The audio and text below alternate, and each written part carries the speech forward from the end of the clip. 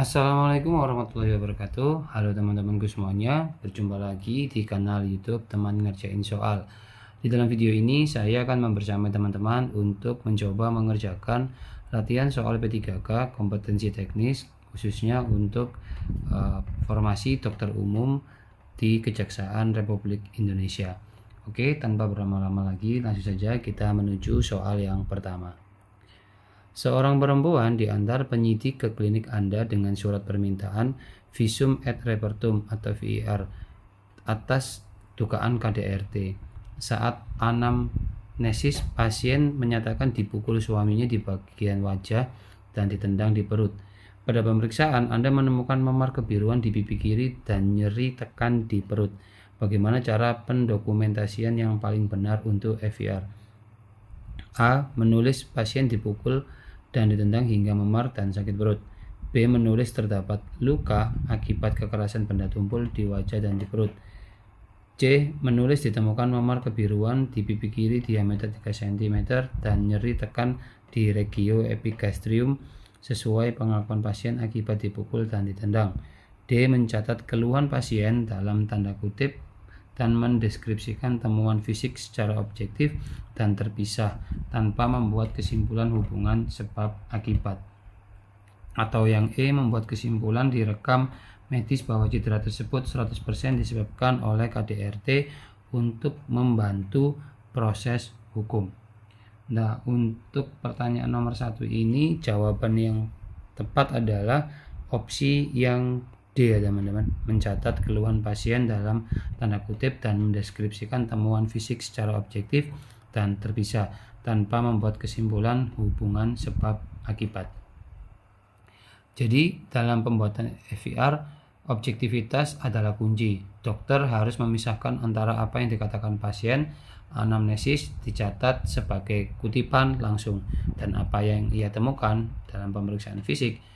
Deskripsi luka harus detail, lokasi, ukuran, warna, bentuk, tanpa interpretasi. Menyimpulkan penyebab cedera B, C, dan E seperti ada dalam opsi jawaban adalah wewenang hakim di pengadilan, bukan dokter. Dokter hanya menyajikan fakta medisnya. Nah, itu tadi adalah pembahasan untuk nomor 1. Sekarang kita lanjut ke nomor 2. Seorang tersangka yang ditangkap karena mengemudi ugal-ugalan menjalani tes screening narkoba urin di fasilitas Anda. Hasil tes cepat menunjukkan positif untuk AMP amfetamin. Tersangka bersikeras ia hanya meminum obat flu yang dibeli di warung. Apakah interpretasi dan langkah selanjutnya yang paling tepat secara medis dan justisial? A. Mengabaikan klaim tersangka karena hasil tes sudah positif dan valid. B. Melaporkan hasil sebagai positif amfetamin dan menyatakan tersangka sebagai pengguna narkoba. C. Menjelaskan bahwa beberapa obat flu dapat menyebabkan hasil positif palsu dan merekomendasikan tes konfirmasi misalkan GC-MS untuk kepastian hukum. D. Mengulang tes dengan alat tes cepat dari merek yang berbeda untuk memastikan hasilnya. Atau E. Meminta tersangka untuk menunjukkan sisa obat flu yang diminum untuk diperiksa kandungannya. Untuk pertanyaan nomor 2 ini, jawaban yang tepat adalah opsi yang C ya teman-teman. Jadi menjelaskan bahwa beberapa obat flu dapat menyebabkan hasil positif palsu dan merekomendasikan tes konfirmasi misalkan GC-MS untuk kepastian hukum. Jadi tes cepat atau immunoassay adalah tes screening, bukan tes diagnostik. Tes ini rentan terhadap reaksi silang dengan zat lain, misalkan pseudoephedrine dalam obat flu, yang dapat memberikan hasil positif palsu. Sikap dokter yang benar adalah menyatakan hasil sebagai positif screening atau reaktif dan menekankan perlunya tes konfirmasi yang perlu lebih spesifik seperti gas kromatografi, mass spektrometri atau GC-MS untuk validitas hukum. Oke teman-teman, itu tadi adalah pembahasan untuk nomor 2. Sekarang kita lanjut ke nomor 3. Seorang saksi kunci dalam kasus perampokan dibawa ke klinik sesaat sebelum harus memberikan keterangan. Ia tampak pucat, gemetar, nafasnya pendek dan cepat, serta mengeluh jantungnya berdebar kencang. setelah Anda pastikan TTV dan EKG dalam batas normal. Apakah tujuan utama penanganan medis Anda saat itu? A. Memberikan surat keterangan sakit agar saksi dapat dibebaskan dari kewajiban memberi keterangan. B. Memberikan obat penenang, misal diazepam, dosis rendah agar saksi lebih rileks saat bersaksi. C. Menstabilkan kondisi fisik dan psikis pasien melalui teknik relaksasi agar ia mampu dan layak memberikan keterangan secara jernih. D. Segera merujuk pasien ke psikiater untuk evaluasi mendalam sebelum melanjutkan proses hukum. Atau E. Menyarankan penyidik untuk mencari saksi lain yang kondisi mentalnya lebih stabil. Untuk pertanyaan nomor 3 ini, jawaban yang tepat adalah yang C ya teman-teman, menstabilkan kondisi fisik dan psikis pasien melalui teknik relaksasi agar ia mampu dan layak memberikan keterangan secara jernih gitu.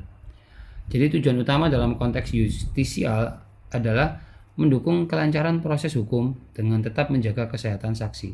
Setelah menyingkirkan kondisi medis gawat darurat, fokus beralih ke penanganan reaksi stres akut. Tujuannya adalah mengembalikan pasien ke kondisi fisiologis yang stabil sehingga ia dapat berpikir jernih dan memberikan kesaksian yang akurat. Memberikan obat penenang seperti yang ada dalam opsi B dapat mempengaruhi kejernihan keterangan. Merujuk seperti yang ada di opsi D atau membatalkan seperti yang ada di opsi A dan E mungkin tidak diperlukan jika kondisi bisa diatasi dengan intervensi singkat. Oke teman-teman, itu tadi adalah pembahasan untuk pertanyaan nomor 4 gitu ya. Nomor 3, sekarang kita lanjut ke pertanyaan berikutnya. Seorang terdakwa kasus penggelapan dana dibawa ke klinik dari rutan sesaat sebelum sidang karena mengeluh kedua kaki tiba-tiba tidak bisa digerakkan sama sekali. Pada pemeriksaan neurologis, Anda menemukan kekuatan motorik 5/5 saat ia mengubah posisi di tempat tidur tanpa sadar. Refleks fisiologis normal dan tidak ada refleks patologis. Bagaimana Anda seharusnya menuliskan temuan ini di dalam rekam medis? A. Pasien berpura-pura lumpuh atau malingering untuk menghindari persidangan. B. Tidak ditemukan adanya kelainan objektif pada pemeriksaan neurologis yang dapat menjelaskan kelumpuhan yang dikeluhkan pasien. C. Lumpuh pada kedua tungkai kemungkinan disebabkan oleh gangguan konversi akibat stres. D. Pasien menolak untuk menggerakkan kedua tungkai saat diperintahkan oleh pemeriksa. Atau E. Diagnosis banding antara Guillain-Barré syndrome dan malingering. Perlu pemeriksaan lebih lanjut. Nah, untuk pertanyaan nomor 4 ini jawaban yang paling tepat adalah opsi yang D gitu ya. Tidak ditemukan adanya kelainan objektif pada pemeriksaan neurologis yang dapat menjelaskan kelumpuhan yang dikeluhkan pasien gitu. Jadi dokumentasi medis untuk keperluan hukum harus sangat objektif dan faktual. Peran dokter bukanlah menghakimi atau mendiagnosis malingering secara langsung di rekam medis seperti yang ada dalam opsi A gitu ya.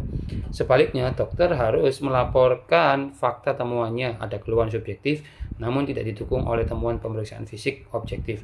Kalimat pada pilihan B adalah yang paling netral, profesional dan akurat secara medis legal. Pilihan C dan E adalah diagnosis atau analisis yang spekulatif, sedangkan D tidak selengkap B gitu ya. Itu tadi adalah pembahasan untuk pertanyaan nomor 4. Sekarang kita lanjut ke pertanyaan nomor 5. Seorang calon pegawai kejaksaan datang kepada Anda untuk meminta surat keterangan bebas narkoba. Prosedur di klinik Anda adalah melalui pemeriksaan urin dengan tes cepat 6 parameter. Hasil tes pada calon pegawai tersebut menunjukkan semua parameter negatif. Bagaimana bunyi kalimat yang paling tepat pada kesimpulan surat keterangan yang Anda terbitkan? A. Berdasarkan hasil pemeriksaan yang bersangkutan dinyatakan bebas narkoba. B. Hasil pemeriksaan screening narkoba urin dengan metode rapid test pada tanggal tidak menunjukkan adanya metabolit narkotika dan psikotropika. C. Pasien tidak pernah menggunakan narkoba seumur hidupnya. D. Yang bersangkutan tidak menunjukkan tanda-tanda ketergantungan zat pada saat pemeriksaan fisik. Atau E. Dengan ini menyatakan bahwa pasien negatif untuk semua jenis narkotika yang ada di dunia. Untuk pertanyaan nomor 5 ini, jawaban yang paling tepat adalah opsi yang D ya teman-teman. yakni hasil pemeriksaan screening narkoba urin dengan metode rapid test pada tanggal sekian tidak dapat menunjukkan adanya metabolit narkotika dan psikotropika. Jadi surat keterangan harus mencerminkan fakta pemeriksaan yang dilakukan, tidak lebih. Dokter tidak bisa menyatakan seseorang bebas narkoba seumur hidup A, C, atau di opsi E. Karena pemeriksaan hanya mencerminkan kondisi saat itu dan hanya untuk parameter yang diperiksa. Menyebutkan metode atau screening atau rapid test pada tanggal pemeriksaan menunjukkan ketepatan dan batasan dari surat tersebut.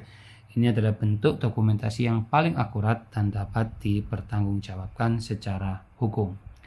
Oke teman-teman, itu tadi adalah 5 soal ya yang bisa saya berikan. Seperti biasanya di penghujung video saya akan berikan 1 soal mandiri yang bisa teman-teman coba jawab dan temukan jawabannya, dan tolong bisa disampaikan di kolom komentar. Soalnya seperti ini. Seorang tersangka kasus dugaan korupsi, laki-laki 55 tahun dengan riwayat hipertensi, akan menjalani pemeriksaan oleh jaksa. Sebelum pemeriksaan dimulai, Anda sebagai dokter di poliklinik kejaksaan diminta memberikan penilaian kelayakan. Saat diperiksa, tekanan darah tersangka 190/110 mg, namun ia tidak mengeluh apa-apa. Apa tindakan dan rekomendasi medis yang paling tepat? A. Menyatakan tersangka tidak layak diperiksa dan harus dirawat inap segera. B. Memberikan obat antihipertensi sublingual dan langsung menyatakan layak diperiksa setelah 15 menit. C. Memberikan terapi antihipertensi oral, melakukan observasi dan merekomendasikan pemeriksaan dapat dilanjutkan jika tekanan darah sudah lebih terkontrol dengan observasi ketat. D. Menyatakan layak diperiksa karena pasien tidak memiliki keluhan atau asimptomatik. Atau E. Menyarankan kepada jaksa untuk menunda pemeriksaan tanpa batas waktu yang ditentukan. Silakan teman-teman coba jawab secara mandiri dan silakan teman-teman memberikan jawaban teman-teman di kolom komentar ya, supaya nanti bisa kita jadikan sebagai bahan untuk berdiskusi bersama. Saya akhiri video ini, semoga bermanfaat dan semoga teman-teman diberi kemudahan dan kelancaran ketika mengerjakan soal-soal P3K di instansi Kejaksaan Republik Indonesia. Akhir kata, wassalamualaikum warahmatullahi wabarakatuh. Sampai jumpa di video-video berikutnya. Dadah.